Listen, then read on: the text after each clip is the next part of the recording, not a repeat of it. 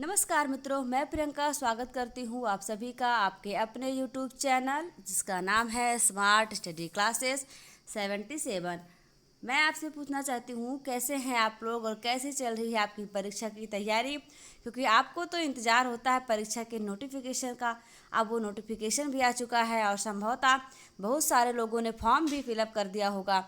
तो अब तो आपको अपनी तैयारी में जी जान लगा देना चाहिए और परीक्षा की संभावना जो है संभावित डेट जिसे हम कहेंगे तो लगभग अक्टूबर में आपकी यह परीक्षा सुनिश्चित हो जाएगी। अभी कंफर्म डेट तो नहीं आई है, ऐसा माना जाता है कि अक्टूबर में यह परीक्षा आयोजित की जाएगी।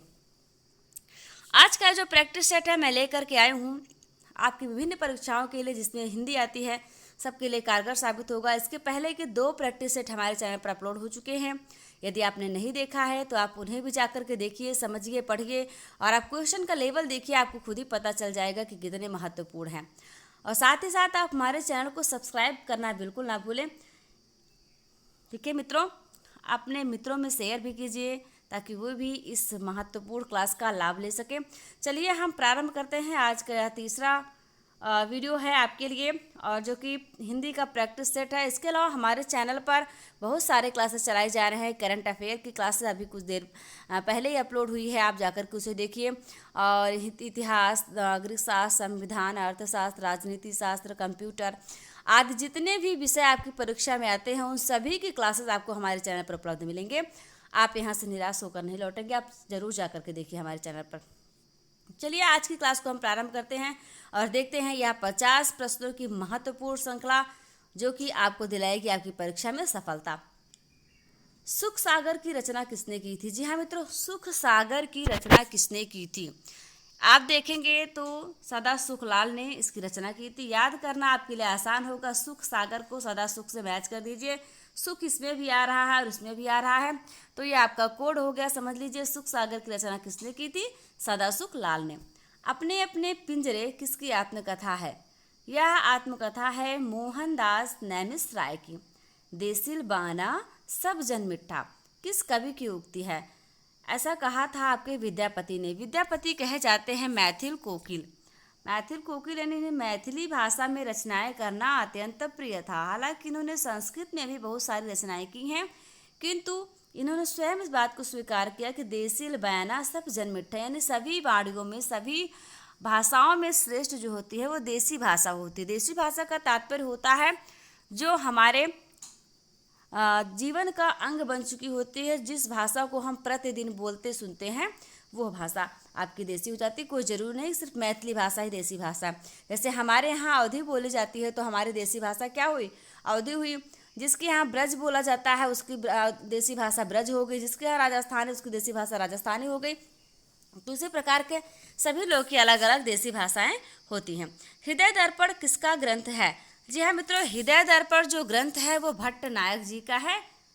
आगे बढ़ेंगे और हम देखेंगे महत्वपूर्ण प्रश्नों की श्रृंखला को। आप पहुंच चुके हैं हमारे चैनल स्मार्ट स्टडी क्लासेस 77 पर, जहां आपको तैयारी करवाई जा रही है आपके परीक्षा की और 100% सफलता आपके हाथों में है यदि आप सभी क्लासेस को देखते हैं तो। महाकवि दंडी के पिता का क्या नाम था? महाकवि दंडी जो थे उनके पिता का नाम था वीरदत्त। आपके दिमाग में यह प्रश्न आ रहा होगा यदि आपने पाठ्यक्रम नहीं देखा है तो। पाठ्यक्रम देखा होगा तो आपको क्लियर हो जाएगा कि इसमें संस्कृत के कवियों को क्यों शामिल किया गया। अगर नहीं देखा है तो मैं आपको बता देती हूँ कि आप हिंदी के यदि अध्यापक बनना चाहते हैं तो आपको संस्कृत का ज्ञान होना भी अनिवार्य है। आपने देखा होगा अधिकतर लोगों का कम्बिनेशन का लफड़ा उठता है। तो कम्बिनेशन क्यों होता है? क्योंकि आप जब हिंदी पढ़ाते हैं तो साथ ही साथ आपको संस्कृत यानी अनिवार्य संस्कृत भी पढ़ाना पड़ता है। तो पढ़ाएंगे कैसे? क्या बिना पढ़े ही पढ़ा लेंगे? इसलिए आपको थोड़ा जानकारी होना आवश्यक है। इसलिए आपसे कम्बिनेशन मांगा जाता है और आपके पाठ्यक्रम में भी संस्कृत के मुख्य कवियों को शामिल किया गया है। तो संस्कृत के मुख्य कवि आए और उसमें महाकवि दंडी का नाम ना हो ऐसा असंभव है। हम देखेंगे कि कविता विमल हृदय का उच्छ्वास है पंक्ति किसकी है? जी हाँ मित्रों, कविता विमल हृदय का उच्छ्वास है। यह पंक्ति है सूर्यकांत त्रिपाठी निराला जी की। निराला जिन्हें कि महाप्राण निराला भी कहा जाता है। देखिए इनका उपनाम महाप्राण निराला भी है। वामन ने काव्य के कितने गुण माने हैं? तो वामन महोदय जो हुए उन्होंने काव्य के 20 गुण स्वीकार किए हैं। मैंने 20 ऐसे गुण होते हैं जो काव्य में होने चाहिए या फिर होते हैं। हिंदी की प्रथम एकांकी किसे कहा जाता है? एक घूंट एक एकांकी है जिसे कि लिखा था आपके जयशंकर प्रसाद जी ने, और उसे ही हिंदी की प्रथम एकांकी होने का गौरव प्राप्त है। पुराने पंथ का पथिक किसे कहा जाता है? मतीराम को कहा जाता है पुराने पंथ का पथिक। हम आगे बढ़ेंगे और देखेंगे कि चंद्रधर शर्मा गुलेरी का जन्म कहाँ हुआ था। जी हाँ मित्रों, इनका जन्म हुआ था राजस्थान में, जो कि पड़ता है भारतवर्ष में ही, भारतवर्ष का ही एक राज्य है राजस्थान, और राजस्थान में ही पड़ता है जयपुर। जयपुर में जन्म हुआ था चंद्रधर शर्मा गुलेरी जी का। गुलेरी जी ने अपने जीवन में 3 कहानियों से अत्यधिक प्रसिद्धि प्राप्त कर ली है। सुखमय जीवन, कौन कौन सा मैं लिख देती हूँ यहाँ पर। सुखमय जीवन, सुखमय जीवन। उसके बाद सबसे प्रसिद्ध है उसने कहा था, इसे हर साहित्य का विद्यार्थी जानता है, उसने कहा था। और तीसरा है बुद्धू का कांटा। इन्हीं तीन कहानियों से चंद्रधर शर्मा गुलेरी जी को जितनी प्रसिद्धि प्राप्त हुई है, शायद उतना अन्य लेखकों को बहुत सारी कहानियाँ लिखने के बाद हुई हैं। चलिए हम देखेंगे कि मछली मरी हुई किसकी रचना है। मछली मरी हुई यह रचना है राजकमल चौधरी जी की। यहाँ पर इसका जवाब आपके लिए दिया गया है। आचार्य रामचंद्र शुक्ल ने तुलसीदास की कितनी रचनाओं को प्रामाणिक माना है? जी हाँ मित्रों, इन्होंने तुलसीदास की 12 रचनाओं को प्रामाणिक माना है। आप जानते हैं तुलसीदास जी ने रामचरितमानस लिखा है, विनय पत्रिका लिखी है, वैराग्य संदीपनी, कृष्ण गीतावली, पार्वती मंगल, जानकी मंगल, राम लला हंसू, हनुमान बाहुक आदि जो रचनाएं वो तुलसीदास जी ने की हैं, जबकि रामचंद्र शुक्ल जी ने उनकी सिर्फ 12 रचनाओं को प्रमाणित माना है। तो हम देखेंगे कि जैनंद की प्रथम कहानी कौन सी थी? खेल, जो कि 1928 में प्रकाश में आई थी। और किस में प्रकाशित यानी किस पत्रिका में प्रकाशित हुई थी, आपसे प्रश्न पूछा जा रहा है। तो इनकी जैनंद की प्रथम कहानी खेल विशाल भारत नाम पत्रिका में प्रकाशित हुई तो 1928 में। और इनकी एक बहुत प्रसिद्ध कहानी है पाजेब और अपना अपना भाग्य। अपना अपना भाग्य तो नेट जेआरएफ के पाठ्यक्रम में भी शामिल है, हमारे चैनल पर अपलोड भी है। आप अगर थोड़ा सा भी कहानियों को सुनने में इंटरेस्ट रखते हैं तो उसे सुन सकते हैं। रेहन पर रघु किसका उपन्यास है? जी हाँ मित्रों, रेहन पर रघु यह है काशीनाथ सिंह का। काशीनाथ सिंह का लिखा गया महत्वपूर्ण उपन्यास है रेहन पर रघु। हृदय की परख 1918 में यह उपन्यास प्रकाशित हुआ था। और प्रश्न यह है कि इस उपन्यास का वर्ण विषय क्या है, यानी इस उपन्यास में किसका वर्णन किया गया है। तो मित्रों जवाब भी आपके सामने है कि विवाह पूर्व प्रेम एवं अवैध संतान की समस्या का चित्रण है। आप सोचते होंगे अवैध संतान क्या है, यानी हमारे भारतीय समाज में रिश्तों को मान्यता देने के लिए, यानी पति पत्नी के रिश्तों को मान्यता देने के लिए, प्रेम को एक परिपक्व रिश्ता प्रदान करने के लिए उनका विवाह किया जाता है। अब विवाह के बाद जो संतानें होती हैं वो जायज संतान कहलाती हैं, जबकि वही संतान यदि प्रेम पूर्व विवाह के पूर्व ही यदि हो जाती है तब वह अवैध संतान कही जाती है। तो उसी की समस्या का वर्णन किया गया हृदय की परख नामक उपन्यास में, जो कि 1918 में प्रकाशित हुआ था।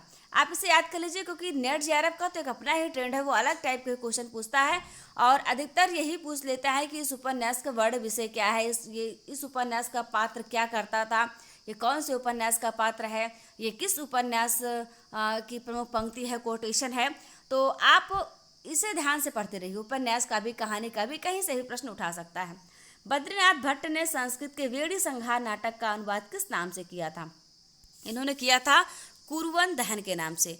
पांव पसारा कब से, हाथ समेटा जब से। यह पंक्ति किसकी है? यह पंक्ति आपके एक प्रसिद्ध कवि हुए हैं अक्षर आनंद जी, उनकी पंक्ति है, पांव पसारा कब से, हाथ समेटा जब से। नंददास द्वारा रचित एक प्रकार का पर्याय कोश ग्रंथ कौन सा है? जी हाँ मित्रों, आपसे पूछा जा रहा है कि पर्याय कोश ग्रंथ कौन सा है, वह भी नंददास द्वारा रचित। तो जो अनेकार्थ मंजरी नामक रचना है वह इस प्रकार का ग्रंथ है और यह इस प्रश्न का सही जवाब हो जाता है। हम आगे बढ़ेंगे, देखेंगे कृष्ण काव्य में सर्वाधिक रचना करने वाले कवि कौन थे। जी हाँ मित्रों, कृष्ण काव्य में सर्वाधिक रचना करने वाले कवि थे आपके ध्रुवदास जी। वैसे कृष्ण पर आधारित रचनाएं करने वाले थे आपके रसखान, सूरदास की भक्ति तो आपने देखा ही है, मीराबाई भी कृष्ण पर आधारित पंक्तियाँ लिखा करती थी, रचनाएं किया करती थी। लेकिन उन सब में जो सर्वाधिक रचनाएं करने वाले जो हैं वो ध्रुवदास जी हैं। छायावाद के आधार पर स्तंभ नामक पुस्तक किसकी है? छायावाद के आधार पर स्तंभ नामक पुस्तक किसकी है? यह है गंगा प्रसाद पांडे। अज्ञेय का जन्म कब हुआ था? अज्ञेय यानी कि सच्चिदानंद हीरानंद वात्स्यायन अज्ञेय, तो इनका जन्म हुआ था 7 मार्च 1911 को और कुशीनगर में। मित्रों, कवियों या लेखकों के उपनाम भी पूछे जाते हैं। मैं आपको प्रत्येक कवि के उपनाम भी बताते हुए चलती हूँ ताकि आपको याद रहे। उपनाम से मिलाने वाला क्वेश्चन इस बार आ गया था, कौन सा किसका उपनाम है। तो आप जो है ध्यान से पढ़ते रहिए स्मार्ट स्टडी क्लासेस 77 पर और इसे याद करते चलिए। आप थोड़ा थोड़ा करके रोज याद करते चलेंगे तो आपके लिए ज़्यादा नहीं होगा। और यदि आप छोड़ देंगे कि चलो परीक्षा तो हमारी अभी जुलाई में नहीं होनी है, अगस्त में होगी, हम बाद में पढ़ लेंगे, एक महीने पढ़ लेंगे, तो ऐसा करने से आपकी तैयारी जो है वो पेंडिंग में ही रह जाती है और आपको सफलता भी पेंडिंग में ही रह जाती है। तो आप हमारे साथ पढ़ते रहिए, लगातार बने रहिए और देखते रहिए कि अज्ञेय का जन्म कब हुआ था। तो 7 मार्च 1911 को हुआ था। और कहाँ पर हुआ था? कुशीनगर में हुआ था। कुशीनगर से एक बहुत ही महान व्यक्तित्व बिलोंग करते हैं, वो कौन थे? आप कमेंट बॉक्स में कमेंट करके अवश्य बताइएगा। रस को नाट्य तक सीमित रखने का सर्वप्रथम विरोध किसने किया था? जी हाँ मित्रों, आप जानते हैं रस का सर्वप्रथम उल्लेख जो है वो कहाँ पर मिलता है? नाट्य शास्त्र में। कहाँ मिलता है? नाट्य शास्त्र में। नाट्य शास्त्र लिखा किसने था? आचार्य भरत मुनि ने लिखा था। और भरत मुनि ने रसों की कितनी संख्या स्वीकार की थी? 8 रस बताए थे। तो जो अभिनव गुप्त हुए, इन्होंने नाट्य को रस को नाट्य तक सीमित रखने का सर्वप्रथम विरोध अभिनव गुप्त ने ही प्रारंभ किया था। यह आपके इस प्रश्न का जवाब हो जाता है। हम बढ़ेंगे अगले प्रश्न की तरफ। कला आशय जन्य नहीं है, यह एक पंक्ति है, कला आशय जन्य नहीं है, तो यह पंक्ति किसकी है? जी हाँ मित्रों, यह पंक्ति है अरस्तु की, जिसे आप अरिस्टोटल कहते हैं। अरस्तु एक महान दार्शनिक थे और आपके पाश्चात्य जो विचारक हैं वह भी आपके पाठ्यक्रम में शामिल हैं।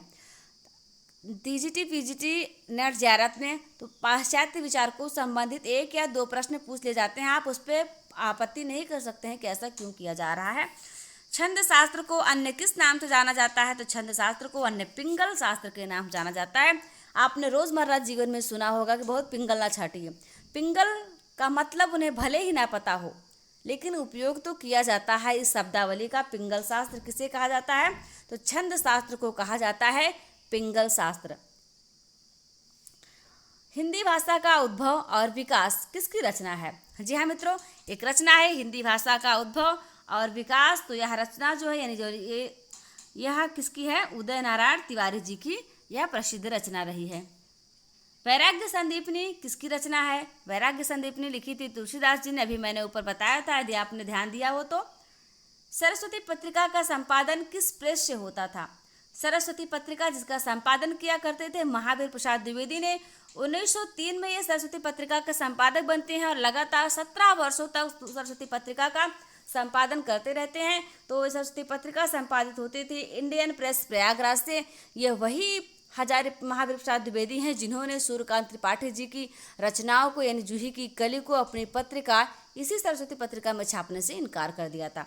और आज वो कितने महान व्यक्तित्व है निराला जी, आप भली भांति जानते हैं उन्हें।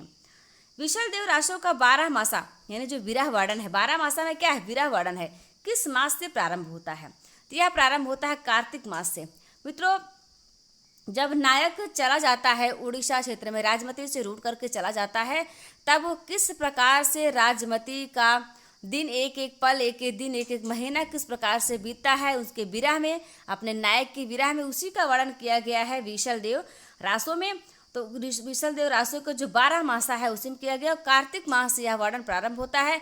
आपने इसके पहले पढ़ा होगा जायसी का जो था पद्मावत में भी उन्होंने नागमती वियोग वर्णन किया है। चढ़ा आसान घना घन गजा, इस टाइप की शुरुआत होती है। तो उन्होंने भी उनके वियोग का वर्णन किया है, किस प्रकार से नागमती जो है राजा रत्नसेन के वियोग में तड़पती रहती हैं, 12 महीने किस तरह व्यतीत हो जाते हैं, उसका वर्णन है उसमें भी है। तो विशल देवरासो में भी 12 मासों का वर्णन किया गया और क्या कार्तिक मास से प्रारंभ होता है। शुद्धाद्वैतवाद के प्रवर्तक कौन है? शुद्धाद्वैतवाद एक मत था, उसके प्रवर्तक थे वल्लभाचार्य जी। वर्तमान हिंदी का जो प्रचलित रूप है वह कैसा है? यानी जिस भाषा में अभी मैं आपसे बात कर रही हूँ, हिंदी के किस प्रचलित बोली के अंतर्गत आती है? तो वह है खड़ी बोली। वर्तमान में हिंदी की जो खड़ी बोली है वही रूप प्रचलित है। सूरदास का काव्य किस भाषा में है? जी हाँ मित्रों, आप जानते हैं कि सूरदास जी ने ब्रज भाषा में काव्य लेखन किया है, आपने रचनाएं करी हैं। तो सूरदास का काव्य ब्रज भाषा में है। कलम का जादूगर किसे कहा जाता है? कलम का जादूगर कहा जाता है राम वृक्ष वेनीपुरी जी को कलम का जादूगर कहा जाता है। गीत गोविंद किस भाषा में लिखा गया है? जी हाँ मित्रों, गीत गोविंद लिखा गया है संस्कृत भाषा में। हिंदी का पहला सामाजिक उपन्यास कौन माना जाता है? तो भाग्यवती। भाग्यवती जो है वो हिंदी का पहला सामाजिक उपन्यास स्वीकार किया गया है विद्वानों के द्वारा। हिंदी का आदि कवि किसे माना जाता है? तो आदि कवि माना जाता है स्वयंभू को, जो स्वयं से ही उत्पन्न हुआ हो स्वयंभू। स्वयंभू को हिंदी का आदि कवि स्वीकार किया जाता है। प्रेमचंद के अधूरे उपन्यास का क्या नाम है? जी हाँ मित्र, बहुत ही इंपॉर्टेंट है। प्रेमचंद का जो अंतिम पूर्ण उपन्यास था वह तो गोदान था, जो कृषक जीवन की महागाथा है और हमारे चैनल पर अपलोड भी है 22 भागों में। वो गोदान था, उन्होंने 1936 में उसे पूर्ण कर दिया था। लेकिन जब मंगलसूत्र का लेखन आरंभ किया तो यह मंगलसूत्र उनका पूरा नहीं रह पाया, अधूरा ही रह गया और 1936 में ही मुंशी प्रेमचंद जी की मृत्यु हो जाती है, जिसके कारण मंगलसूत्र जो है वो अपूर्ण उपन्यास रह गया, इनका पूरा नहीं हो पाया। हिंदी कविता का प्रथम महाकाव्य किसे माना जाता है? तो पृथ्वीराज रासो जो है चंद्रवर दाई ने लिखा है इसको। किसने लिखा? चंद्रवर दाई।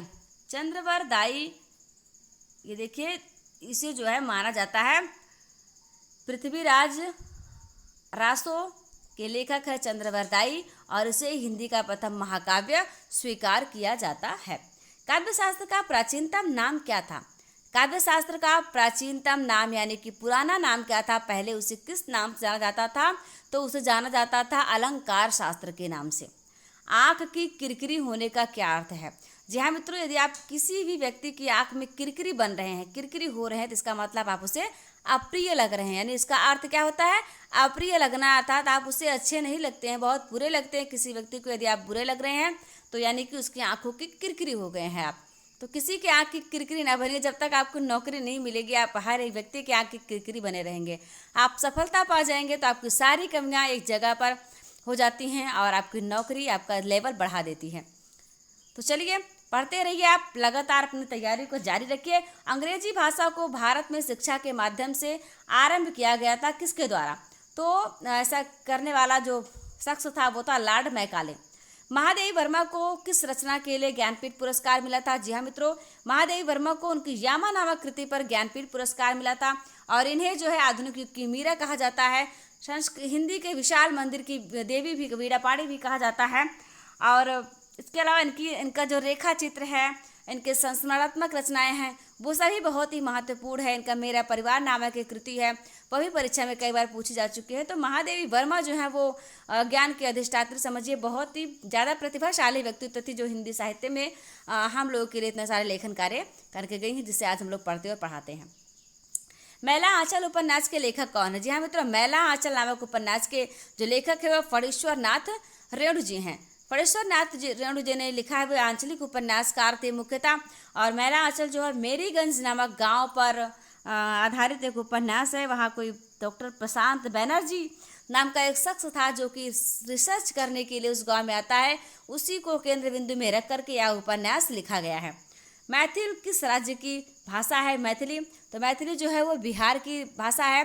जैसे आप जानते हैं कि बिहारी बोली के अंतर्गत आती है मैथिली, मगही और भोजपुरी, ये तीनों बोलियां आती हैं बिहारी भाषा के अंतर्गत। देश का पहला राष्ट्रीय हिंदी संग्रहालय कहाँ स्थापित किया जा रहा है? मित्रों, यह जो है पहला हिंदी संग्रहालय स्थापित किया जा रहा है आगरा में। देवताओं की लिपि किसे कहा जाता है? यानी ऐसी कौन सी लिपि थी जिसमें देवता बातचीत किया करते थे, लेखन कार्य किया करते थे? तो वह है देवनागरी।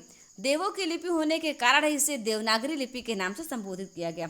मीराबाई ने किस भाव से कृष्ण की उपासना की थी? तो माधुर्य भाव से। सर्वप्रसिद्ध है कि मीराबाई ने माधुर्य भाव से कृष्ण की उपासना की थी। ये कृष्ण को अपने पति के रूप में स्वीकार कर चुकी थी और उन्हें अपना पति ही आजीवन मानती रही। आंचलिक रचनाएं किससे संबंधित होती हैं? जी हाँ मित्रों, क्षेत्र विशेष को ध्यान में रखकर जो रचनाएं की जाती हैं उन्हें हम आंचलिक रचनाएं कहते हैं, चाहे वो उपन्यास हो, चाहे कहानी हो, चाहे नाटक हो। जिस प्रकार से पूरी साड़ी में आंचल का जो भाग होता है वो अलग रहता है, विशेष इंडिकेशन होता है कि यह इसका आंचल है, उसी प्रकार से जो आंचलिक रचनाएं होती हैं वो भी एक अंचल विशेष को ध्यान में रख करके लिखी जाती हैं, तो वो आंचलिक रचनाएं हो जाती हैं। एक क्षेत्र विशेष से संबंधित रचनाएं होती हैं और 80 रचनाएं विभिन्न लेखकों ने लिखी हैं। अभी आपने कुछ देर पहले ही देखा था फणीश्वर नाथ की रेणु की लिखी हुई मैला आंचल जो है वो भी एक आंचलिक उपन्यासी है। पाहुर दोहा के रचयिता कौन है? पाहुर दोहा के रचयिता हैं राम सिंह। अपभ्रंश व्याकरण के रचयिता कौन है? जी हाँ मित्रों, अपभ्रंश व्याकरण के रचयिता हैं हेमचंद्र जी। तो मित्रों यह रहे आज के 50 प्रश्न और मुझे पूरा विश्वास है कि आपको पसंद आए होंगे, आपको कारगर लगे होंगे। आप इसे ज़रूर पढ़िए, ध्यान से पढ़िए, उसका रिवीजन करते रहिए, प्रैक्टिस करते रहिए। यदि आपको कोई भी डाउट रह जाते हैं तो आप इसी वीडियो के कमेंट बॉक्स में कमेंट कर दीजिएगा, नहीं तो आप हमारे टेलीग्राम चैनल पर जाकर कमेंट कर दीजिएगा। वहाँ पर हम आपके सारे क्वेश्चन का रिप्लाई करेंगे, आपको जवाब देंगे, आपको जो डाउट है उसको क्लियर कर देंगे। और यदि आप PDF प्राप्त करना चाहते हैं तो PDF को प्राप्त करने के लिए आपको ज्वाइन करना होगा हमारा स्टडी ग्रुप जो है टेलीग्राम का, स्मार्ट स्टडी क्लासेस 77 के नाम से है। आप हमारे टेलीग्राम चैनल में ऐड हो जाइए, वहीं पर आपको इस क्लास की PDF प्रदान हो जाएंगे। तो कैसे रही आपको यह क्लास, आप जो है कमेंट बॉक्स में कमेंट करके अवश्य बताइएगा। और बहुत बहुत धन्यवाद आप हमारे चैनल पर आए और क्लास को देखने के लिए। हमारे चैनल पर और भी क्लासेस हैं, आप उन सभी को भी देखिए और अपने भविष्य को सुनहरा बनाइए। चलिए मिलते हैं आपसे अगली क्लास में इसी आशा और विश्वास के साथ कि आप लोग अच्छे तरीके से पढ़ाई करते रहेंगे। स्वस्थ रहिए, मस्त रहिए, अपना और अपनों का ख्याल रखिए, हंसते रहिए, मुस्कुराते रहिए। नमस्कार, जय हिंद, जय भारत।